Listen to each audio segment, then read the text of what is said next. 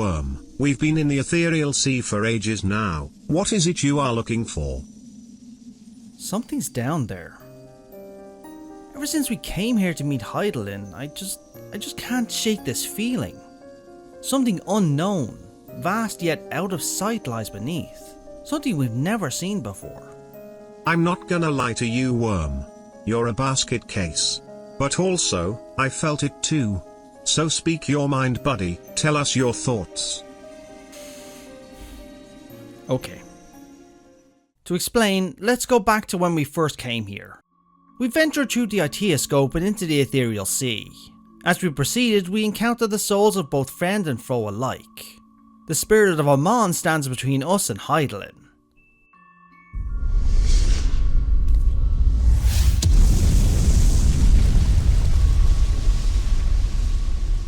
We defeat him once and for all, and he proceeds to have some realizations about his actions.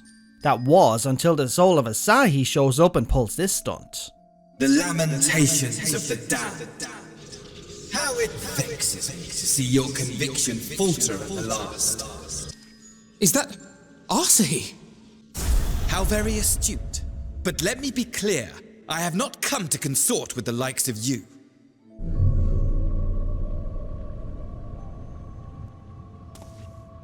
Now you are at my mercy. I shall drag us both into oblivion, and you will never see the fulfillment of your magnum opus.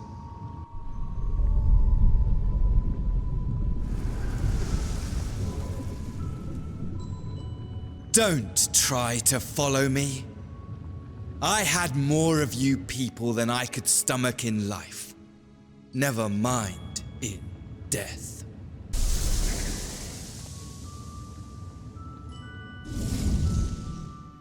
And afterwards we finally met Hydaelyn.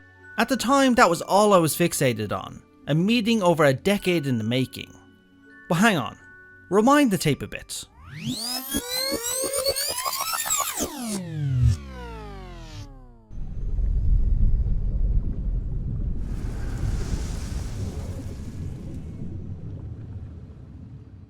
What did we just witness? Where did they go? What is oblivion? And what part does it play in the ethereal sea? They went to great lengths to educate us about this place, but nothing about this was even hinted at. Did they just erase themselves from existence? Or did they fall out of the ethereal sea and ended up in parts unknown? Everyone around me just looked on, accepting what happened like they already had full understanding, leaving me the only one with a dumbfounded look on his face. And the worst part is, these events are never brought up again. Granted, a lot happened after that. But I feel it. Our next big adventure will be deep into the depths of the ethereal sea. This oblivion, a place not even Hydaelyn had full knowledge of, or at least never told us about. I have two theories about what happened, and what this place could be. Rewind the tape again. Listen to this dialogue. To live is to suffer, and I would end that suffering by my own hand. Now you are at my mercy. I shall drag us both into oblivion, and you will never see the fulfillment of your magnum opus. Even should you be reborn, your desperate search for answers must start again.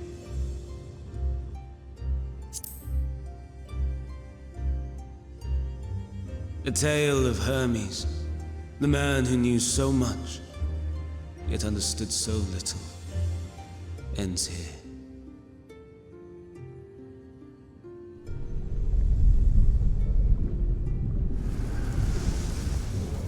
Don't try to follow me. I had more of you people than I could stomach in life. Never mind in death. Likewise, I pray we do not meet again. You had better hope not.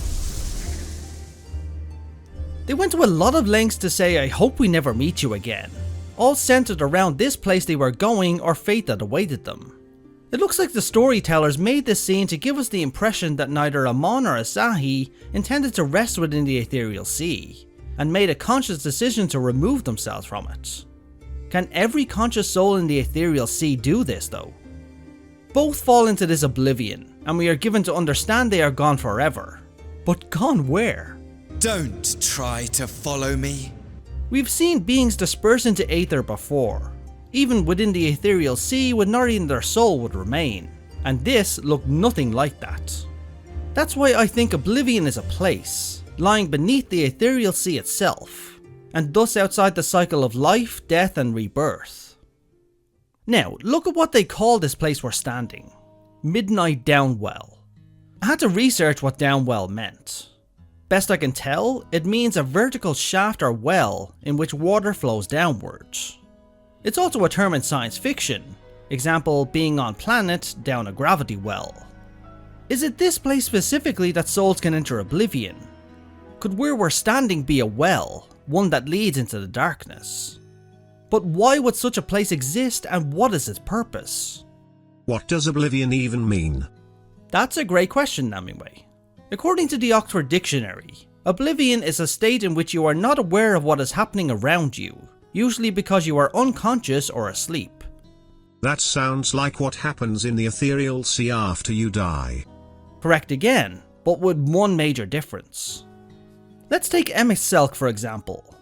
Upon his death, his soul and memory entered the Ethereal Sea, drifting alone but still aware of events happening on Aetheris. What if Oblivion is a deeper or indeed the deepest level of the Ethereal Sea? Your soul and memory are intact, but you are now so deep down the well that you are not conscious of anything around you, and Aetheris is forever beyond your view.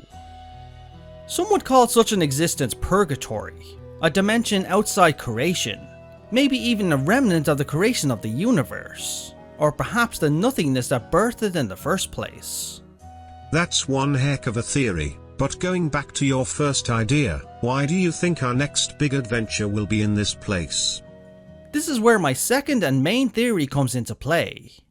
The Ethereal Sea isn't just localized to Aetheris, it stretches the length and breadth of the universe, which is why the souls of Hytlodeus and Selk could be summoned to Ultima Thule. What if Oblivion stretches to the same extent? Another reality, indeed another universe sitting below our own. And that is where Amon and Asahi ended up. But they may not be the only ones, which started me thinking. Oblivion could serve one purpose in the life cycle. What if it's an underworld of sorts, designed for the gathering of creations and ideas that didn't belong in the normal cycle of life? Creations? Are you referring to the ancients? That's right. They created and destroyed countless ideas comprised of Aether, both living and not. The living creatures lacked a soul, but were etheric in nature and had memory. From what we understand of this process, the ancients couldn't imbue a creature with a soul, but some creatures were granted one. The best theory to explain this is certain creatures would be granted one if they fit within the natural order of the world. Remember the beast when we were in Elpis? Assume for a moment it didn't have a soul. When that creation died, where does its Aether and memory go? The Ethereal Sea. Oh wait. Right again, they're missing a soul. Their corporeal Aether would flow into the sea, but what if Oblivion was to be the destination of their memory and sense of self? This had me thinking yet again. Could this place have worlds of its own, people and stars all living and breathing? And could it be Oblivion is the ultimate destination for other beings born of creation magic and summoning, even without the creations themselves realizing it? Don't dive into the rabbit hole, Wyrm, you are gonna drown. Yeah, you're right, sorry, I flew off the handle a bit. I'm eager to hear what everyone else thinks about Oblivion. What do you feel is down there? Are Amon and Asahi really gone? And could this be the adventure that dwarfs all others we have been on before? You had better hope not.